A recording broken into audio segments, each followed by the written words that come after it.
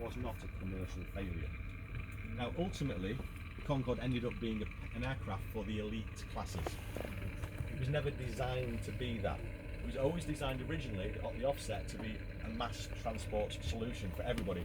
The designers of this aircraft imagined that everyone would fly supersonic in the future. But because of the complexity and the expense of maintaining and operating this aircraft, that became a little bit of an issue, and ultimately passengers had to be charged a much higher rate to fly on this aircraft. If I tell you that during takeoff this aircraft would burn 32 litres of fuel every second, puts it into perspective. However, when it got to high altitude and high speed, it was actually very efficient. Now, part of the history of the aircraft was in the year 2007 in Paris with an airplane Concorde. The aircraft was grounded for a short period of time while they recertified it and asked if any modifications had to be done to the design of the aircraft. They were done, and the aircraft was given its certificate of airworthiness to go and fly again. It was grounded for about 8 months from that point. Now, during the recertification of the aircraft, they refitted our interior. This interior system at the moment, one of these seats, believe it or not, in 2001, cost £7,000. They're made from titanium, carbon composite, and Connolly leather. Now, the thing about it was, when they fitted the new interior on the aircraft, they also had to do some testing for the crew to make sure that they could do the in-flight service efficiently. So British Airways spoke to all their staff and said, would you like to fly in Concorde to test our new in-flight service? Everybody, of course, they asked to love to fly in Concorde. So they got 100 employees out of a raffle. They all went on Concorde. They flew halfway across the Atlantic at supersonic speed, turned round and came back and landed back in London. Very successful trial of the new in-flight service.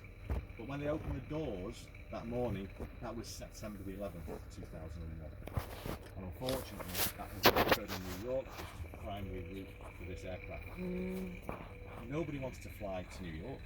American passengers didn't want to fly anywhere, and ultimately, this aircraft was a very expensive aeroplane to operate. You needed 60 passengers on board the aircraft just to break even. There's a 100 passenger cabin on this aircraft. Just after that event, Air France reported as few as 6 passengers on some of their transatlantic flights. They were losing an absolute fortune with the aircraft. The whole airline was losing a fortune, but this particularly was an expensive aircraft to maintain and operate. Ultimately, in 2003, Air France decided they wanted to retire their fleet, and British Airways ultimately said, we'll have to retire ours as well.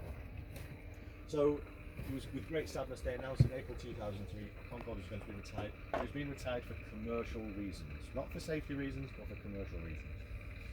October the 24th, 2003 was the final supersonic scheduled service for British Airways, and we actually got this aircraft delivered here on the 31st of October of 2003, just a little bit less than a week after they stopped scheduled service with it.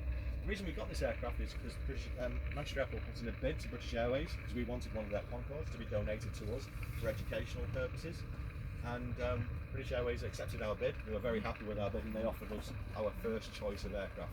So our head of operations at the airport at that time, Peter Hampton, he chose this particular aircraft. They asked us when we would like to take delivery. We said we could take delivery whenever, and they delivered it the very next day on the 31st of October. They flew in from London Heathrow specifically to be delivered to us here. And it's been here on long-term display and preservation with us ever since. Part of our commitment and agreement with British Airways was we were going to use it for educational purposes primarily, doing these tours, which I think is a hugely beneficial thing, particularly for younger people, and we would preserve it as well as we could. So we had a purpose-built hangar built over the aircraft. It's a great expense, but I think it's absolutely worth it. I hope you've enjoyed learning a little bit about this absolutely iconic piece of engineering. And I think, unfortunately, it's one of the few areas of technology where we've actually regressed. The fact that we don't travel the Earth as quickly as we potentially could. But what I would say to you is, our push now is more towards an environmentally friendly, more economical way to travel. This aircraft is quite a thirsty aeroplane, and by modern standards, it isn't really the most environmentally friendly. I don't think Greta Thunberg would be too happy if we started flying this aeroplane again. And she's fair enough, yeah. What's would you do average an hour? Well, if I told you on a 3-hour sector to New York, it would burn about 80 tons. 80. I can calculate that. Yeah, calculate that on that. So 80 tons of fuel burn on a 3-hour sector. 100 passengers, 80 tons of fuel. An Airbus A330-300 potentially can carry 350 passengers. It takes about 7 hours and 45 minutes to get to New York. Well, 350 passengers burns about 35 to 40 tonnes. So the operating economics are stacked against this aeroplane. Which company made the engines for this one? Rolls-Royce built the engines. It's Rolls-Royce Olympus 593. Twin spool axial flow turbojet. Still the Rolls-Royce building engine for 380 also, no? Yeah. Rolls-Royce in Derby, they build lots of aero engines all over the world, yeah. So, believe it or not, talking about the engines on this aircraft, the Rolls-Royce Olympus engines, the original core of the engine was designed by Bristol Aero Engines.